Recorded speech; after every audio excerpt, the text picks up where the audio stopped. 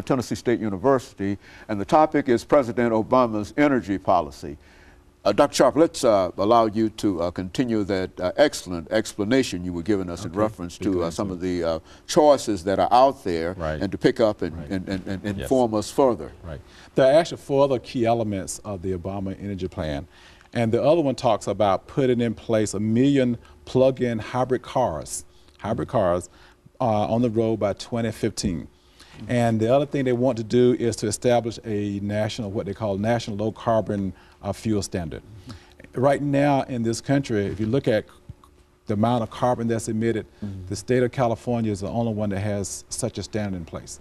And so some of the other countries around the world are also trying to put in place the same kind of a standard. So we haven't gotten there yet. We want to boost the efficiency of our anything that we operate, for example, that's related to energy. Our refrigerators, our dishwashers, the washing our homes itself, everything. We want to boost that. And then the other thing they want to do is weatherize 1 million homes a year. That's our intent, to weatherize 1 million homes a year.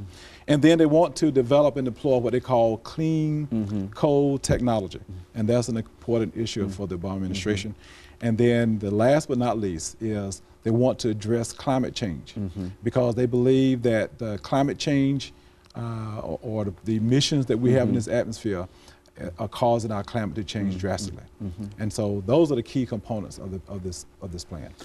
Well, let me raise a question in reference to what I'd like to, do you have any additional information with the weatherization project there? Say something in reference to that, what that means in terms of the people of you understand what we're weatherization, saying? first of all, has been around for a long time. Even as a student when I was at North Carolina A&T in the early 70s, we had a couple of projects funded by the Department of Energy to weatherize homes.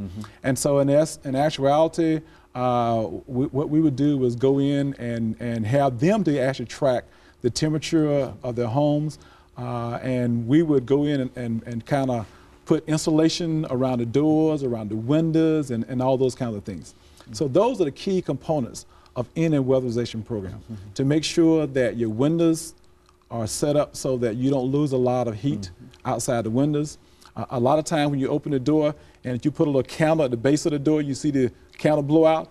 That means then that wind is coming in, and so you're losing energy through that door as well. So those are the specific things that's included in the weatherization program. Now, do you think now, do you see any place there where people can be put to work? And I think you mentioned something about over 10 years. Okay, let me talk about, first of all, what the president done so far as relates to that. And what I want to talk about is some of the progress that has been made.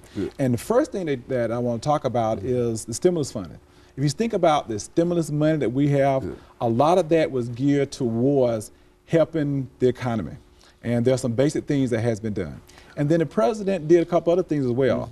He basically, they instructed the Department of Energy to look at ways of increasing efficiency through the Department of Energy. And then last but not least, there are a couple other things that the president has done. And the other thing that he did really was to get, to try to put in place a treaty so that we can track the total amount of emissions that come out into the atmosphere on an annual basis. But let's talk about the funds that are in place through what they call the American Recovery and Reinvestment Act, which is the stimulus money. So we're talking about $60 billion that's going into that. And so in most cases, what we're talking about is making sure that the electrical grid that we have is better than what it is right now. If you think about the electrical grid, you know, most of the grid, the electricity that's generated is outside the cities, but you got to try to figure out how to get that energy to the cities. And so you want to make that smarter, better, and better than what we have right now. What we talked about was putting in place this weatherization project. The stimulus money put in place $5 billion for low-income home weatherization projects. They talked about $4.5 billion to green federal buildings and to cut energy bill. and $6.3 billion for state and local renewable energy and energy efficiency projects. So these things have already been underway. Are already underway through the stimulus funds. They're talking about a training program to get people trained to be able to do these kinds of things. So they put in place $100 million to expand training programs in general, and $500 million $500 million for green workforce training.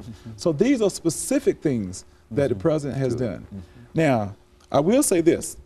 The president, as I see it, the focus and the basic principle behind what he's trying to do is that his goal, I think, is to try to get all of the American people to buy into these things. When you start talking about change, change doesn't come easy.